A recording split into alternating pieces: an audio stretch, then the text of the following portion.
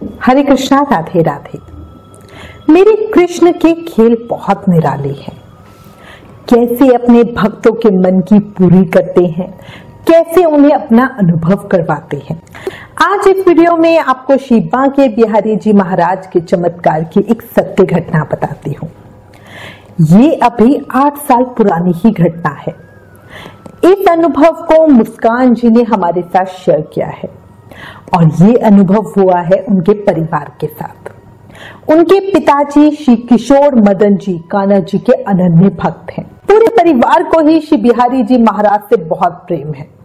घर में विग्रह सेवा नहीं है, पर किशोर जी रोज नियम से बिहारी जी की पूजा आरती और नाम संकीर्तन करते हैं। किशोर जी की आस्था और प्रेम बिहारी जी में बहुत पक्का है।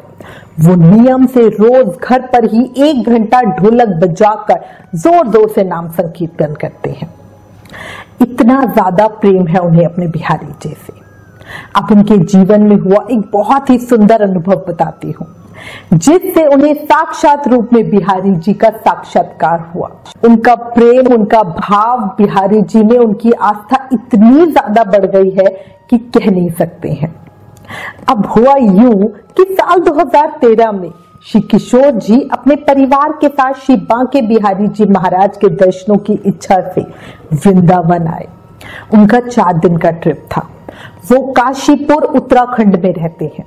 उनकी पत्नी श्रीमती पूनम जी, उनके सुपुत्र सचिन और बेटी मुस्कान। ट्रेन से कोई 6-7 घंटे का रास्ता है। वो बढ़िया मथुरा स्टेशन पर पहुंच गए, पर वो कहते हैं ना, भक्ति का मार्ग सरल नहीं होता।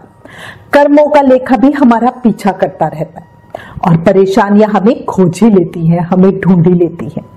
कुछ ऐसा ही किशोर जी के परिवार के साथ हुआ। जाने क्या सजा मिली कि मथुरा पहुंचते ही उनके छोटे बेटे सचिन को बहुत तेज बुखार हो गया। ऐसे तैसे हड़बड़ी में वृंदावन पहुंचे। बेटे को डॉक्टर को दिखाया, दवाई ली, धर्मशाला लेन में कमरा लेकर वहां पर रुक गए। बेटा छोटा था, वो कुछ खा पी नहीं रहा था, बस रोए जा रहा था। बुखार था कि उतरने का नाम ही नहीं ले रहा था। दवाई खिलाओ तो कम हो जाता, फिर चढ़ जाता। सचिन ने रो रो कर अपना बड़ा बुरा हाल कर रखा था और इतना चिड़चिड़ा गया था, किसी को भी अपने पास से जाने नहीं दे रहा था। उसकी ऐसी हालत देखकर किशोर जी, पूनम जी बहुत दुखी थे। किशोर जी ने बेटे को 2-3 डॉक्टर बदल बदल कर दवाई दिलवाई, पर कुछ खास फर्क नहीं हुआ। कमजोरी से बेटा बहुत ही चिड़चिड़ा हो गया था। अधिक समय तो वो रोता ही रहता था। 2 दिन तो पूरे ऐसे ही बीते, पूरी तरह धर्मशाला में ही। सभी ऐसे कमरे में ही बैठे रहे, खाना भी कमरे में ही खाया। करे तो करे क्या। तीसरे दिन भी ऐसा ही हाल था। समझ ही नहीं आ रहा था क्या करे। बुखार उतर क्यों नहीं रहा। डॉक्टर को भी समझ नहीं आ रहा था। डॉक्टर कह रहा था ये नॉर्मल मौसमी बुखार ही है, पर उतर क्यों नहीं रहा मुझे नहीं समझ आ रहा। कमजोरी इतनी कि बेटा खड़ा भी नहीं हो पा रहा था। बाथरूम भी गोद में उठाकर ले जाना पड़ रहा था। बेचैनी से वो हर समय रोता रहता। सभी बड़े भी बहुत दुखी थे। कितने मन से वृंदावन आए थे, कितना चाव था, कितनी प्लानिंग कर रखी थी, ये करेंगे वृंदावन में जाके, वहां वो शॉपिंग करेंगे, बिहारी जी को ये करेंगे। कुछ नहीं हो पाया। अपने प्राण प्रिय श्री बिहारी जी महाराज के दर्शनों के लिए आज 3 दिन हो गए थे सबको उनकी नगरी में रहते हुए। अभी तक दर्शन भी नहीं हुए। क्या करें। सच्ची एक भक्त के लिए बहुत बहुत बड़े दुख की बात होती है। कहते हैं ना, पहाड़ सर के ऊपर टूट गया, ये वो वाली बात है। तीसरे दिन बेचैनी किशोर जी को बहुत ही ज्यादा परेशान कर रही थी। शाम के समय बेटे का बुखार हल्का हुआ और वो सो गया। जाने किशोर जी को अचानक क्या हुआ, वो तुरंत ही अपनी श्रीमती को बोले, मैं अभी बिहारी जी के दर्शन करके आता हूँ। उनकी श्रीमती ने खुशी खुशी हामी भर दी और बोला कि ठीक है, अब जाओ, मैं और मुस्कान सचिन को संभाल लेंगे। किशोर जी ने जल्दी से बिहारी जी के मंदिर के लिए रिक्शा लिया। मंदिर पहुंच गए। सब दर्शनों के लिए इतने व्याकुल थे कि प्रसाद माला कुछ भी नहीं लिया, सीधा मंदिर प्रांगण में पहुंच गए। बिहारी जी को देखा। उस समय उनका मन का जो सैलाब था, जो इतने समय से उन्होंने रोक रखा था, वो छलक ही पड़ा। आंसू उनकी आंखों से बह रहे थे। वो बिना पलक झपकाए बिहारी जी को देखे जा रहे थे। कुछ नहीं बोले, बस चुपचाप खड़े उन्हें देख रहे थे। बहुत देर तक किशोर जी वहां यूं ही खड़े रहे। मन में जो कुछ वेदना भरी हुई थी ना, वो आंखों से निकल ही गई। वो कुछ शांत हुए और बोले, बिहारी जी क्यों नाराज हो, दर्शन भी नहीं देना चाहते क्या? मेरी कोई गलती है तो मुझे माफ कर दो, पर मुझसे गुस्सा मत हो। देखो ऐसे सजा दोगे मुझे? देखिए आपने सचिन की हालत क्या हो गई है। 3 दिन हो गए, बुखार भी उतर नहीं रहा। यहाँ आपके सिवा मैं किसी को नहीं जानता। क्या करूं, किससे मदद मांगू, कुछ तो बताओ। ऐसे तो मेरा हाथ मत छोड़ो मेरे सामने, दया करो दया करो दया करो। वो रोए जा रहे थे, बोले जा रहे थे, कभी हक जता रहे थे, बिहारी जी से लड़ रहे थे, कभी विनती कर रहे थे। बस मन ही मन बोले जा रहे थे, बोले जा रहे थे, बोले जा रहे थे। गिड़गिड़ा कर उनके सामने अपनी अर्जी रख रहे थे। अपने आराध्य के सामने हमारे मन में इतने भाव आते हैं कि उन्हें शब्दों में बताना बहुत मुश्किल होता है। मन तो भाव बुनता भी बहुत जल्दी है ना। ऐसा ही कुछ उनके साथ हो रहा था। काफी देर वो चुपचाप वहीं ऐसे ही शांत खड़े रहे। बिहारी जी से बातें करते रहे। उनका वहां से जाने का मन ही नहीं हो रहा था। वहां खड़े सिक्योरिटी गार्ड ने उन्हें बहुत बार बोला, उन्हें रोते हुए भी देखा, पर बेचारा वो भी क्या करे, उसकी भी ड्यूटी है। तभी अचानक से एक गोसाई जी किशोर जी के सामने आकर खड़े हो गए। उनका हाथ अपनी ओर खींचा और उस पर एक तुलसी का पत्र रखते हुए बोले, ये गर्भगृह का प्रसाद है, अपने बेटे को खिला देना, सब बढ़िया हो जाएगा। किशोर जी ने उनकी तरफ देखा। वो बहुत तेज मय सिद्ध संत लग रहे थे। उनके चेहरे से ऐसा तेज झलक रहा था।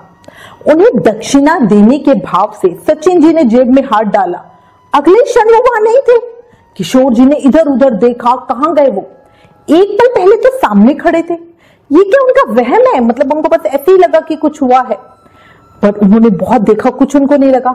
अब ये उनका वहम भी नहीं हो सकता क्योंकि हाथ में तुलसी दल था। वो बहुत हैरान थे। किशोर जी ने उन संत को इधर उधर बहुत देखा। वो सिक्योरिटी गार्ड भैया को पूछा, इधर उधर और लोगों से पूछा, बट सबने बोला हमने तो नहीं देखा। जब बहुत खोजने के बाद भी वो संत नहीं दिखे तो किशोर जी ने वहां बिहारी जी महाराज को साष्टांग प्रणाम किया। बिहारी जी के दर्शनों से मन और दिमाग उनका पहले ही शांत हो गया था। मन में भरी वेदना आंखों से निकल भी गई थी, इसलिए शांत भाव से किशोर जी उन्हें प्रणाम करके वापस धर्मशाला आ गए। वापस आकर उन्होंने वो तुलसी दल अपने बेटे को खिलाया और आश्चर्य की सीमा, सिर्फ आधे घंटे से भी कम समय में उनका बेटा ऐसा दिख रहा था जैसे उनसे कुछ हुआ ही नहीं हो। जहां मात्र आधे घंटे पहले शरीर भट्टी जैसा तप रहा था, वो बिल्कुल ठंडा हो गया। जहां पहले वो लड़का बाथरूम के लिए उठ भी नहीं पा रहा था, आराम से खड़ा हो गया और बोला, मम्मी भूख लग रही है, खाने में क्या है? किशोर जी, उनकी पत्नी पूनम जी और बेटे सब रोने लगे। ये साक्षात चमत्कार और बिहारी जी की कृपा का प्रमाण ही तो था, जो बिहारी जी गुसाई जी का रूप लेकर आए। वरना किसी को कैसे पता कि किशोर जी का बेटा बीमार है? कैसे गुसाई जी ने कहा कि बेटे को खिला देना, सब बढ़िया होगा? इतनी भीड़ में वो सिर्फ किशोर जी के पास ही क्यों आए? आ रहे हैं ना सारे सवाल मन में। इन सवालों को हटाओ और एक जयकारा लगाओ, बोलो बांके बिहारी लाल की जय, मोर मुकुट बंसी वाले की जय। ऐसे ही है हमारे छलिया, सब यूं ही थोड़े बिहारी जी के दीवाने हैं। अब सचिन पूरी तरह स्वस्थ हो गया था। अगले दिन सबने जी खोल के दर्शन किए और ऐसे दर्शन किए जैसे पहले कभी नहीं किए। किशोर जी तो बिहारी जी पर बलिहारी जा रहे थे। किशोर जी ने साक्षात अनुभव जो किया था बिहारी जी महाराज का। ओ मेरे बांके बिहारी, हम पर भी कृपा करो, तेरी याद में बेचैन ये दिल है, हम नहीं तो तुम ही आकर मिल लो। ऐसा ना करो सांवरे, तेरे बिना मर जाएंगे और फिर बदनाम भी तुम ही होगे, याद रखना। सही है ना? बोलो बांके बिहारी लाल की जय। किस किस की आंखें नम हुई हैं, शरीर में कंपन हो रहा है, दिल की धड़कन बढ़ रही है, बिहारी जी से मिलने की बेचैनी और ज्यादा हो रही है? जल्दी से कमेंट करके अपना हाल बताओ। हमारे बांके बिहारी जी की प्रेम लीला को ज्यादा से ज्यादा शेयर करो, ताकि सबका विश्वास इस कलयुग में हमारे बिहारी जी महाराज पर और पक्का हो जाए। किसी ने बहुत सुंदर कहा है, बोल उठती है तस्वीर भी, मन से बुलाकर देखिए, दिल की बात जरा प्रभु को सुनाकर देखिए। देते हैं वो सबकी बातों का जवाब, दुख अपने दिल का उनको बताकर देखिए। होगा एक रोज तुमको भी किस्मत पर नाज, चरणों में उनके अपने सर को झुकाकर देखिए। बोलो बांके बिहारी लाल की जय। कान्हा जी के श्री चरणों में सबके लिए प्रार्थना करती हूँ, अपना प्रेम, अपनी कृपा, अपनी भक्ति हम सब पर बनाए रखें। अगर वीडियो पसंद आई हो तो प्लीज इसे ज्यादा से ज्यादा शेयर करें। Please like, share and subscribe. आप हमें फेसबुक और इंस्टाग्राम पर भी जरूर फॉलो करें। Thank you. हरे कृष्णा।